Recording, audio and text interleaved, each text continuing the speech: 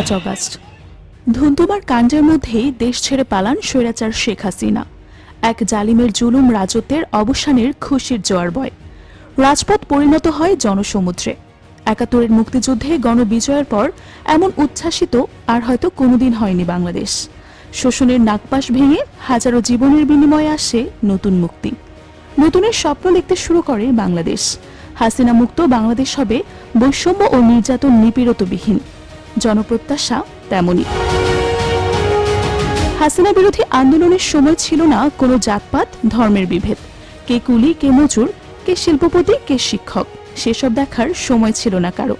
সবাই নামে রাস্তায়। বন্দুকের সামনে বুক পেতে দেওয়া তরুণদের সাথে তারাও রুখে দাঁড়ান। এ যেন একসাথে সন্তান ও নিজের মা এবং মাটিকে বাঁচানোর লড়াই।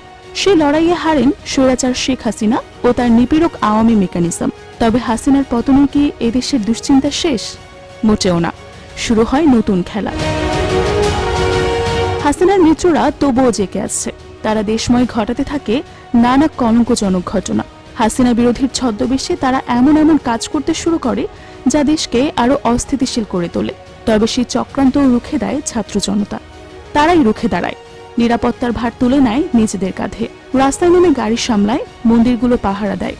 ছোট কাঁধে বড় দায়িত্ব সামলানোর এক অভূতপূর্ব দৃশ্য দেখে বাংলাদেশ।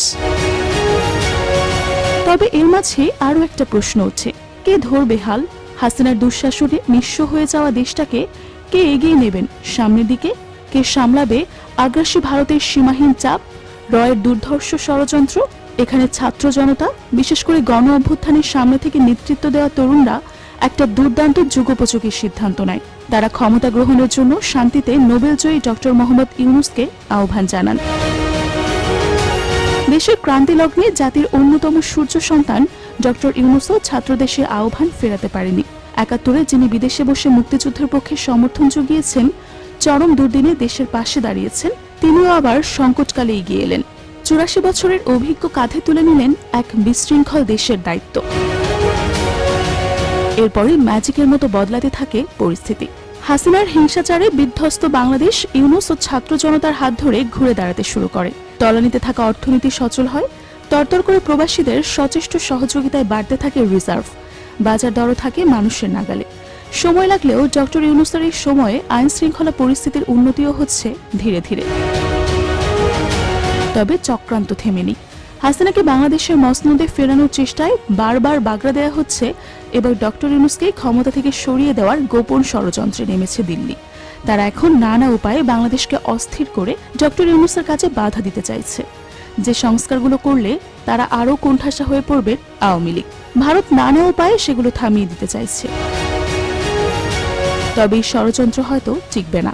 দেশের হাসিনা বিরোধী দলগুলো এবার ডক্টর ইউনূসের পক্ষে দাঁড়িয়েছে। তারা সবাই এখনও স্বৈরাচারের বিচার চায়। তাদের অনেকেই মনে করছেন এই মুহূর্তে ডক্টর ইউনূসকে সরালে বাংলাদেশেরই সবচেয়ে বেশি ক্ষতি হবে। আন্তর্জাতিক চাপগুলো যে ক্যারিশম্যাটিক ভাবে ইউনূস সামলেছেন, তাতে তিনি টুপি খোলা অভিবাদন পেতেই পারেন।